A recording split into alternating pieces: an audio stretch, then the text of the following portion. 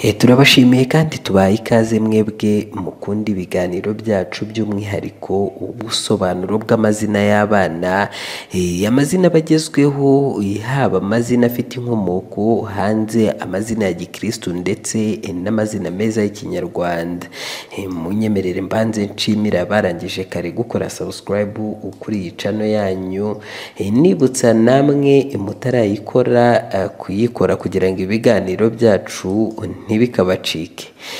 Uyu munsi rero twakoze utuntu n'utundi maze tubateranyiriza amazina meza, amazina atajyanye y'abana b'abahungu, harimo izina ry'ikinyarwanda ndetse n'andi mazina abiri y'amatirano, aho turi bunabahe n'ubusobanuro ku mazina y'amatirano twagiye dukoresha muri aya mazina kugira ngo tubone amazina atatu wakwita umwana wawe w'umuhungu, amazina agezweho y'umwaka w'2025.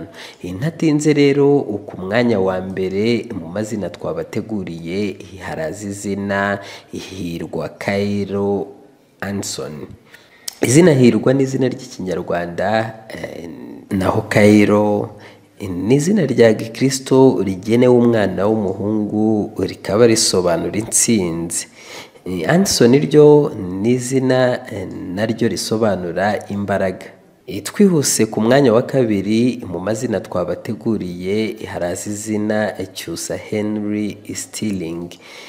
Izina Cyusa ni izina ry'ikinyarwanda nk'ibisanzwe, naho Henry ni izina risobanura ngo umuyobozi w'urugo, naho izina Stirling ni izina risobanura ngo ubwiza buri hejuru.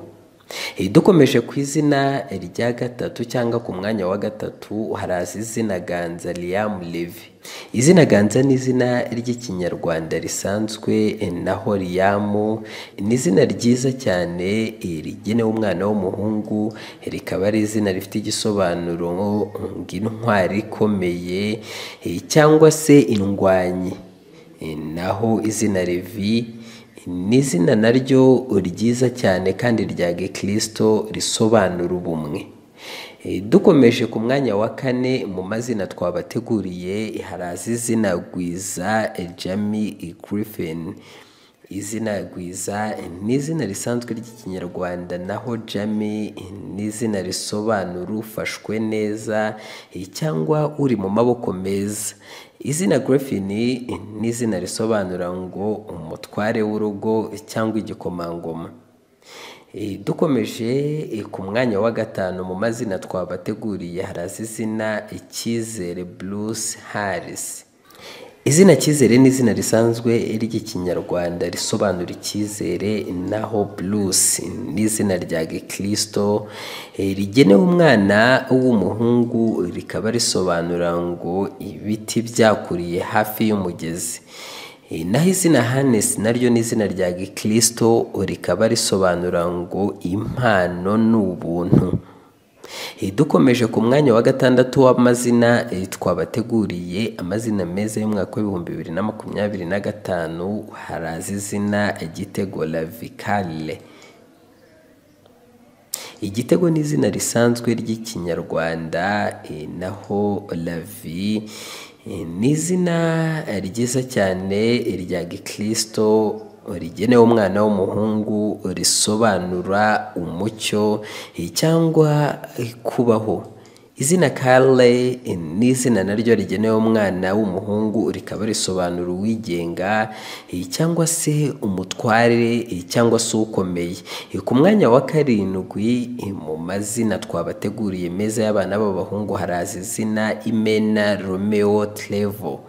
Imena ni izina ry'ikinyarwanda nk'ibisanzwe, rikaba risobanura ikintu cy'imena cyangwa ikintu kiza ku mwanya wa mbere, mu gihe izina Romeo ari izina ryiza cyane rivugitse neza kandi izina ry'igikundiro, rikaba rigenewe umwana w'umuhungu, rikaba riri izina risobanura urukundo ruturutse ku Mana. Izina Trevo ni izina risobanura urugo cyangwa se umudugudu. Ku mwanya wa munani mu mazina meza y'abana b'abahungu twabateguriye y'umwaka w'2025 haraza izina Rwego Owen Duke. Izina Rwego ni izina risanzwe ry'ikinyarwanda, naho Owen rikaba ari izina rigenewe umwana w'umuhungu, rikaba rifite ubusobanuro bw'intwari turimo cyangwa se umuntu udatinya, utagira ubwoba. Izina Duke cyangwa Duke ni izina naryo rigenewe umwana w'umuhungu, rikaba risobanuye umuyobozi cyangwa se igikomangoma. Ku mwanya wa 8 mu mazina meza twabateguriye haraza izina Manzi Silver Kid. Izina Manzi ni izina risanzwe, naho Silver ni izina rigenewe umwana w'umuhungu, rikaba risobanuye ngo uwishimye kandi w'umunyamugisha. Izina Kid ni izina risobanura ngo kubyarwa na Kristo. Ku mwanya wa 10 mu mazina y'abana b'abahungu twabateguriye haraza izina Gisa Leo Ashel cyangwa Asher.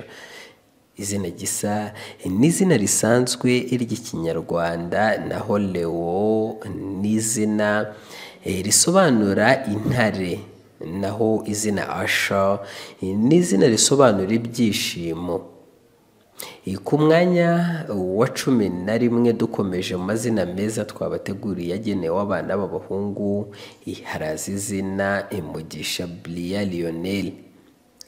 Izina Mugisha ni izina risanzwe ry'ikinyarwanda, naho izina Bria ni izina rya Gikristo rigenewe umwana w'umuhungu kandi ryiza, risobanura umunyacyubahiro ukomeye. Izina Lionel naryo ni izina ryiza ry'umuhungu, icyakora rikaba rifite igisobanuro kivuga ko yari indwanyi ikomeye cyane cyangwa se intare ikiri ntoya. Twikomereje ku mazina y'abana b'abahungu ku mwanya wa 12 haraza izina Iganze Kale Jax. Izina Iganze ni izina risanzwe ry'ikinyarwanda, naho Kale ni izina risobanura ngo ubohowe, mu gihe izina Jax naryo ari izina risobanura ngo Imana ni nziza. Yose akaba agenewe umwana w'umuhungu.